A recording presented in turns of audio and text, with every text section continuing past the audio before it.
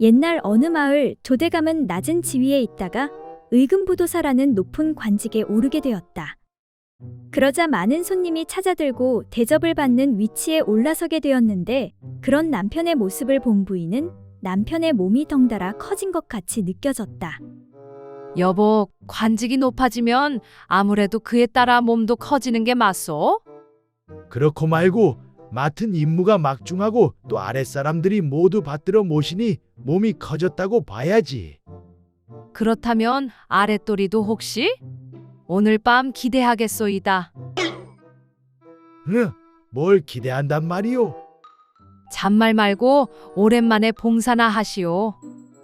그리하여 그날 밤 조대감은 부인의 옷을 벗기고 잘 서지 않는 연장을 억지로 세워 일을 치렀는데 그리고 다음날 기대에 못 미친 부인이 조대감에게 따지는데 아니, 관직이 높아지면 몸도 커진다 하지 않았소? 그런데 내 기대했던 것과 다르게 달라진 게 하나도 없지 않소? 이에 조대감이 답하기를 이 사람아, 내가 벼슬이 높아져 몸이 커진 것은 내 경쟁자인 친구들은 가장 잘 느낄 것이며 내 연장이 커진 것은 당신은 모르지만 첨매월이는 잘 알 것이네. 아니, 내가 모르겠는데 첨년이 어찌 안단 말이오? 화를 내는 부인의 말에 조대감이 다시 답하는데 이보시게, 내 관직이 높아지면 그에 따라 본 부인인 자네의 직급도 높아지지 않겠는가? 그러니까 벼슬이 높아져 몸이 커진 만큼 자네도 높아져 몸이 커지니 당연히 못 느낄 수밖에. 내가 관직이 높아져 몸이 커졌지만 첩은 본 부인이 아니니 직급이 높아지지 않으니 당연히 내 몸이 커진 걸 첩은 느낄 수 있는 게 아니겠소? 하니 부인이 말하길 아이고, 무슨 개똥 같은 소리를 내가 바본 줄 아시오? 그냥 심심해서 한번 해본 말인데 사실 커지긴커녕 더 작아졌소이다. 마른 멸치가 커져봤자지.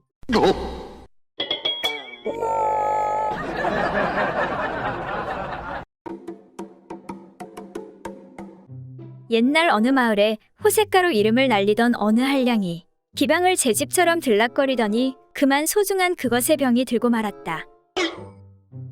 고통을 참다 못한 한량이 읍내의 의원을 찾아갔다. 의원님, 소중이가 아파 죽겠는데 왜 이런가요? 진찰을 마친 의원은 이렇게 말하는 것이었다. 안 되겠네. 볼세, 뽀야. 소중이의 알을 빼내야겠어.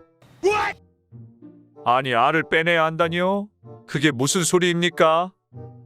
한량은 놀란 나머지 입을 다물지 못했다. 의원이 계속 말하였다. 이미 병이 깊을 대로 깊었네. 어쩔 수 없다네. 남자에게 가장 소중한 그 두 개의 알을 빼내지 않으면 목숨을 잃을 수도 있다네.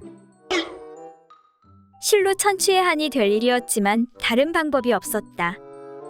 한량은 눈물을 머금고 그 수술을 받기로 하였다. 수술을 하긴 했지만 의원은 같은 남자로서 한량의 처지가 그렇게 안 돼 보일 수가 없었다. 내 덱을 딱히 여겨서 하는 말인데 지금 빼낸 것 대신에 마늘 쪽을 넣는 건 어떤가 싶으만. 겉으로 보기에는 괜찮아 보일 것 같아서 하는 말이오. 한량은 눈물을 머금고 말했다. 알겠습니다. 그렇게 해주십시오. 그리하여 한량은 의원의 시술대로 그 자리에 마늘을 넣어 볼륨을 유지하게 되었다. 그런 일이 있고 몇 달이 훌쩍 지난 어느 날 길을 걷던 의원은 우연히 그 한량과 마주쳤다. 이보시게, 그래 그 뒤 별 탈은 없었는가? 한량이 대답했다. 의원님의 시술은 정말 흠잡을 데 없이 완벽합니다. 진짜를 달고 있을 때와 똑같다고요. 근데 한 가지 곤란한 것이 있긴 한데 말이죠. 그래, 그게 뭔가? 의원의 질문에 한량이 대답했다. 그러니까 가끔 월양인연한테 놀러가 일을 치를 아치면 글쎄 그것이 눈이 쓰리다고 눈물을 비우듯 쏟아내지 뭡니까?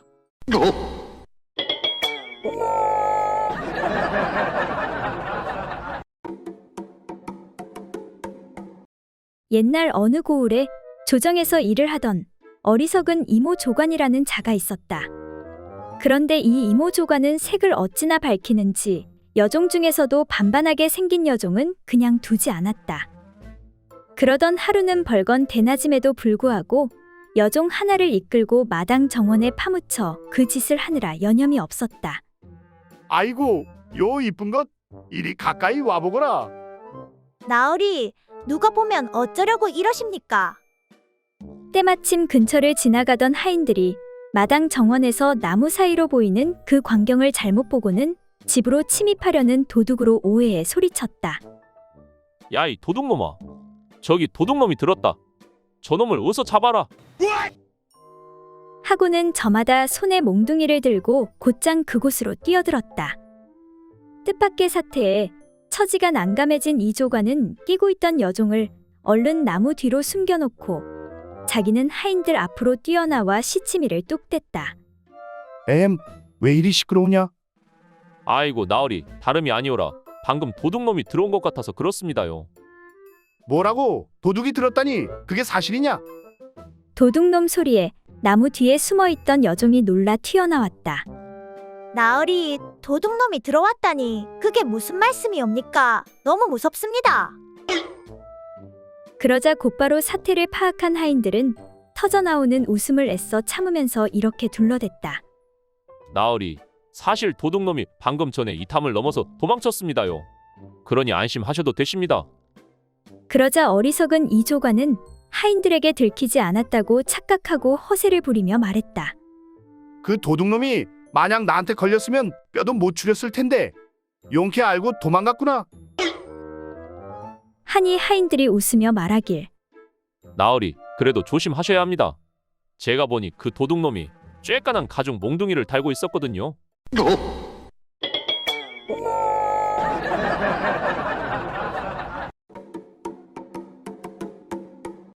옛날 어느 고을에 어떤 신랑이 아내와 함께 오랜만에 처갓댁에 가게 되었다. 이에 장인 장모가 반가워하며 밥을 지어 대접해 주었다. 그러나 살림살이가 넉넉하지 못한지라 음식이 변변치 않았지만 신랑은 내색하지 않고 감사히 받아 먹었다. 차린 건 별로 없지만 많이 드시게나. 아닙니다. 장인어른, 이 정도면 진수성찬이지요. 허. 여보, 밥이라도 2그릇 먹어요. 한 그릇으로 되겠어요. 괜찮소. 배가 불러서. 그리고 날이 저물어 밤이 되자 장인과 장모는 윗방, 사위와 딸은 아랫방에서 잠을 자게 되었다. 그런데 밤이 깊어지자 밤중에 장인이 장모와 음사를 나누게 되었다. 여보, 마누라, 오늘 밤도 한번 어떻겠어? 오늘은 딸 내외도 있는데 들키면 어쩌려고 그러시오. 그렇게 점점 흥이 무르익어 가자 장인 장모가 말했다. 나는 귀가 덮여진 듯 정신이 멍멍하오. 나는 사지가 녹아 없어지는 것 같습니다. 얼마 후 일을 마치고 장모가 장인에게 우리가 하는 말을 사위가 엿들을지 모르니 조심하시오. 라고 하였다. 이튿날 아침 밥상머리에서 장인이 사위에게 자네는 세속 사람들이 하는 실없는 말들을 따라하지 말고 삼가하도록 하게. 라고 훈계조로 말을 하자 사위가 말하길. 저는 그렇게 하고 싶습니다만 듣는 사람의 과실로 그만 두 귀가 덮이는 것 같아 정신이 멍멍하고 사지가 녹아 없어지는 것 같으니 이를 어찌하면 좋겠습니까? 라고 답하니 장인이 부끄러워 말이 없어지자 옆에 있던 아내가 그러기에 내가 뭘 했어요? 밥 2그릇 먹으랬잖아요.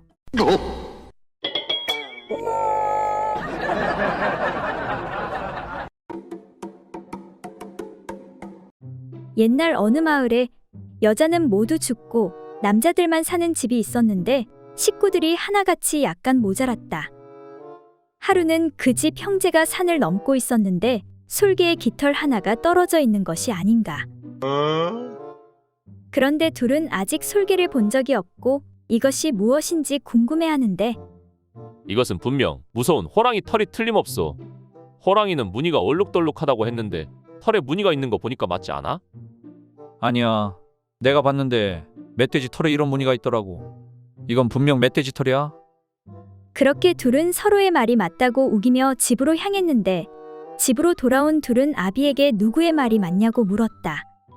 아, 이거 참 슬프구나. 슬퍼. 내 아들들인 너희가 그 나이가 다 되도록 이게 무슨 짐승의 털인지도 몰라서 서로 다투다니. 이렇게 말하고는 깊은 한숨을 쉬었다. 아버지, 그럼 이게 무슨 털이옵니까? 이것은 말이다. 산토끼의 털이란다. 머릿속에 잘 기억해 두고 절대 잊지 말도록 하거라. 아, 그렇습니까? 아버지는 역시 모르는 게 없네요.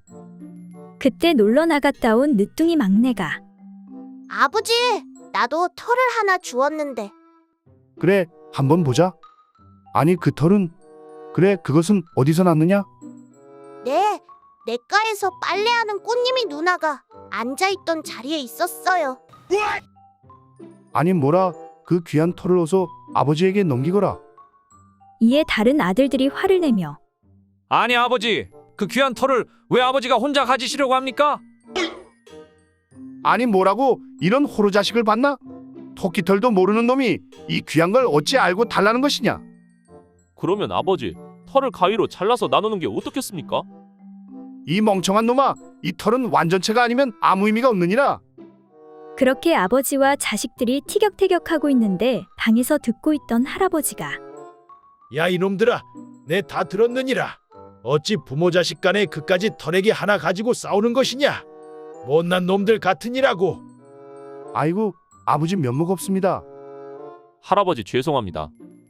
그래, 내가 한 가지 방법을 알려줄 테니 싸우지들 말고 그리 하도록 하여라. 이 털에기를 가마솥에 넣어 돌멩이로 눌러두고 떠오르지 않게 한 다음 물을 부어 우려낸 국물을 한 그릇씩 골고루 나누어 마시면 우리 식구 모두에게 혜택이 돌아가지 않겠느냐? 역시 할아버지가 최고야. 그렇게 그 집 사내들은 다투지 않고 모두 신비한 국물을 마실 수 있었다고 한다.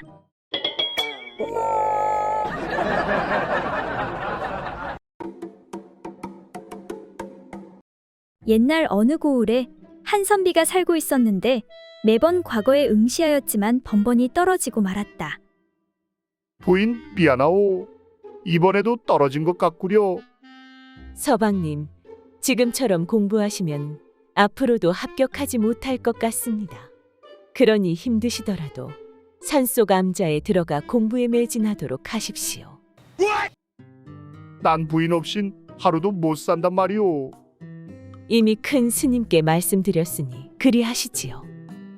그런데 암자에 들어간 선비는 끓어오르는 욕구를 해결할 수 없어 견딜 수가 없었다. 마누라가 보고 싶어 공부에 집중이 안 되는구나. 그러다 우연히 구멍 뚫린 호박을 보게 되었는데 그 구멍의 모양과 색깔이 꼭 여자의 그것과 같아 보였다. 그리하여 선비는 욕구가 생길 때마다 남몰래 호박에 자신의 물건을 집어넣고 즐기고 난 뒤 의자 밑에 감추어 두었다. 그런데 비밀은 없는 법. 한 번씩 암자를 찾아오는 선비의 큰 조카가 이러한 사실을 눈치채고 있었다. 어느 날 선비를 찾아온 조카가 작은 아버지, 공부는 잘 되시는지요? 이번에는 꼭 과거에 합격하셔야 하는데 말입니다. 그런데 조카가 계속 서 있자 선비는 조카에게 의자에 앉으라고 권했다. 다리 아프게 왜 계속 서 있는 것이냐? 거기 의자에 앉도록 하거라. 아닙니다. 그냥 서 있는 것이 좋았어요. 조카가 계속해서 사양하자 이를 이상히 여긴 선비가 물었다. 너와 서로 마주보고 의자에 앉아 이야기나 좀 할까 하는데 우리 조카님이 언제부터 이리도 겸손하셨는가? 그러자 조카가 웃으며 대답하길. 그것이 비록 채소의 한 종류이기는 하지만 의자 밑에 아주머니께서 계신데 제가 어찌 감히 그곳에 올라 앉을 수 있겠습니까? 그 말에 선비는 비밀이 탄로나 어쩔 줄을 몰라하며 아니, 내가 그걸 어찌 알았느냐? 이런 고얀 놈. 이에 조카가 다시 말하길. 작은 아버지, 저도 나이가 몇인데 그런 건 말 안 해도 다 알지요. 그리고 사실 잘은 모르시겠지만 우리 매형이 오이가 아닙니까?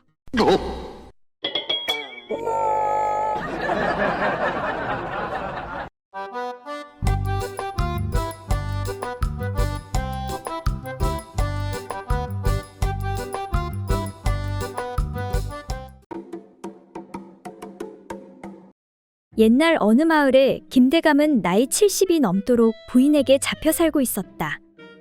그런데 최근 들어 부인이 눕게 되자 여종 말자와 몰래 정을 통하며 말자에게 푹 빠져 정신이 없는데 말자야, 내가 네 덕에 이제야 인생의 행복을 알게 되었구나.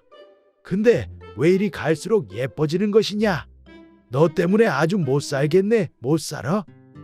아이 참, 대감마님이 못 살면 어떡하나요? 내가 못 살게 괴롭혀 주세요. 허허, 그거야 내 전문이지.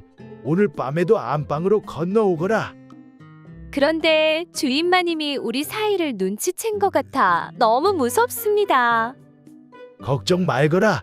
자리에 누워 오늘 내일 하는데 무슨 걱정이냐? 할멈만 떠나면 네가 이제 안방을 차지하거라. 감사합니다. 대감마님 최고.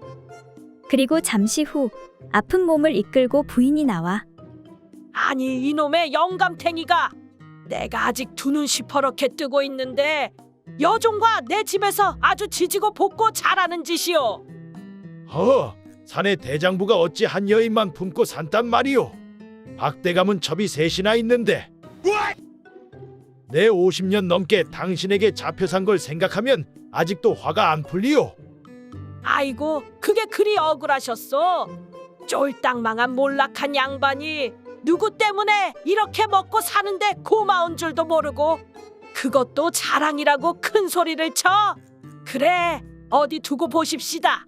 내 죽어서도 관뚜껑 열고 흙을 파고 나와서 대감하고 그 기집년을 영원히 괴롭힐 것이요. 그리고 몇 주 후 대감의 부인은 세상을 떠나게 되었다. 아니, 대감마님, 주인마님이 떠나셨는데 왜 잔치를 여십니까? 화가 나 저승에서 다시 돌아오시겠습니다. 살아생전 늘 관뚜껑 열고 나와서 대감마님을 괴롭힌다고 하지 않으셨습니까? 무섭지도 않으십니까?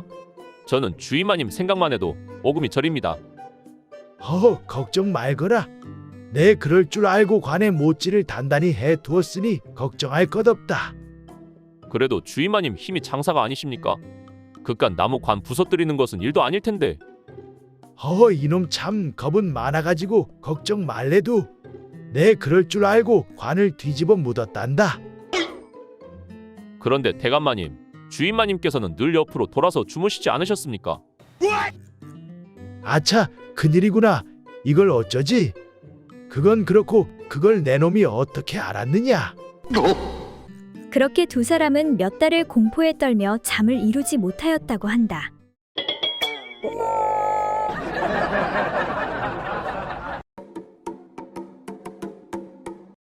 옛날 한선비가 두 친구와 만나 더불어 있다가 말하였다. 사람은 누구나 한 가지 이상의 고상한 버릇이 있기 마련이니 우리 각자 버릇을 말해보기로 하세. 먼저 한 친구가 말했다. 나는 봄이 되어 따뜻해지면 젊은 몰입꾼 몇 명과 더불어 사냥을 하지. 팔뚝에 보라매를 올려놓고 나아가 산마루에 서서 방울을 찬 개들을 놓아 채색빛 깃털의 아름다운 꽁을 찾아 수풀에서 날아오르게 하지. 그러면 금빛 눈동자와 칼 같은 깃을 가진 매가 번개처럼 날아 이단결 같은 꽁의 목을 잡아채어 날아올 때 꽁을 수습하고 다시 팔뚝에 올려놓지. 이것이 나의 버릇일세. 이 말을 들은 다른 친구가 말했다. 나는 천금을 쏟아 한 마리의 준말을 마련했네. 그 말은 용과 같은 몸과 봉황의 가슴에 안개 바람 같은 갈기를 휘날리며 귀는 마치 깎아놓은 대쪽 같고 눈은 샛별 같지. 거기에 옥 안장으로 단장한 뒤에 손에는 산으로 만든 채찍을 들고 번화한 거리를 치달리지. 이것이 바로 나의 버릇일세. 두 친구의 말을 들은 선비가 이윽고 말했다. 나에게도 한 가지 버릇이 있는데 자네들이 가진 버릇과는 조금 다르다네. 이에 친구가 물었다. 그래, 그게 무슨 버릇인가? 나에게는 어리석은 종이 하나 있는데 그의 아내가 무척 아름답다네. 진실로 진흙탕에서 피어난 연꽃 같고 두엄자리에서 피어난 흰꽃 같지. 그녀를 대하면 마음이 미혹해지고 그녀를 생각하면 정신이 몽롱해질 정도라네. 밤이 깊어 사람의 자취가 조용해진 곳에서 남몰래 그녀와 더불어 즐기니 그 즐거움이란 말로 표현할 길이 없다네. 이것이 바로 나의 버릇일세. 이때 선비의 종이 이 말을 몰래 엿듣고는 급작스럽게 앞으로 나와 아뢰었다. 선비님, 그거 참 신기합니다요. 안방마님도 똑같은 버릇이 있거든요.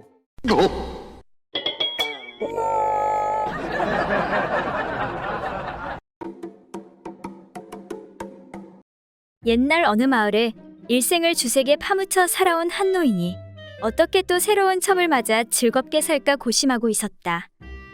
그러던 어느 날 꿈을 꾸게 되었는데 꿈속에서 남학신을 신고 2층을 올라가 커다란 북 위에 구슬을 던져서 튕기는 꿈을 꾸었다.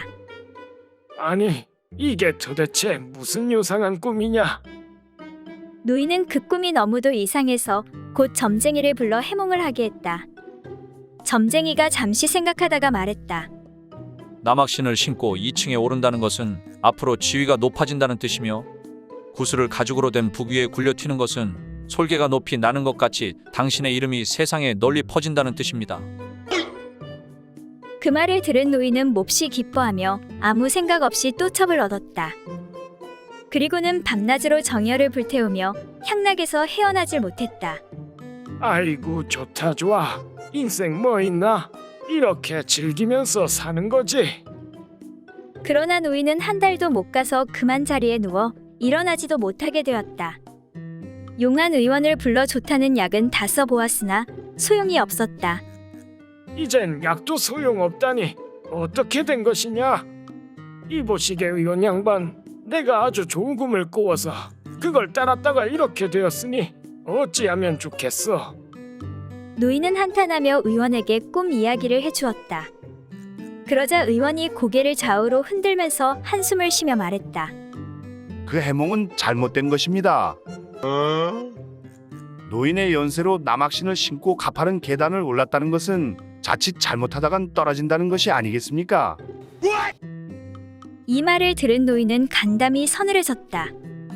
노인은 다시 손을 내밀며 의원을 붙잡고 물었다. 의원 양반, 그럼 구슬을 북 위에 던져 튀는 것은 무슨 뜻이요? 이에 의원은 딱하다는 듯이 노인을 바라보며 말했다. 생각해 보십시오. 가죽 2장으로 만든 북 위에다 구슬을 던졌다 함은 두 사람의 살가죽 사이에 알이 끼어서 터져 죽게 된다는 소리가 아닙니까?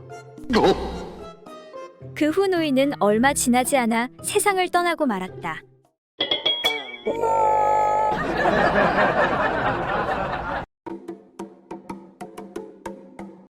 옛날 어느 마을에 한 남자가 사나운 마누라를 몹시 두려워했다. 그래서 무슨 일이든지 마누라에게 허락을 받아야 했고 마누라가 두 눈만 부릅떠도 부들부들 떨었다. 여보, 내가 아까 말한 장작은 다 패였어? 아니, 너무 많아서 아직 다 못했소.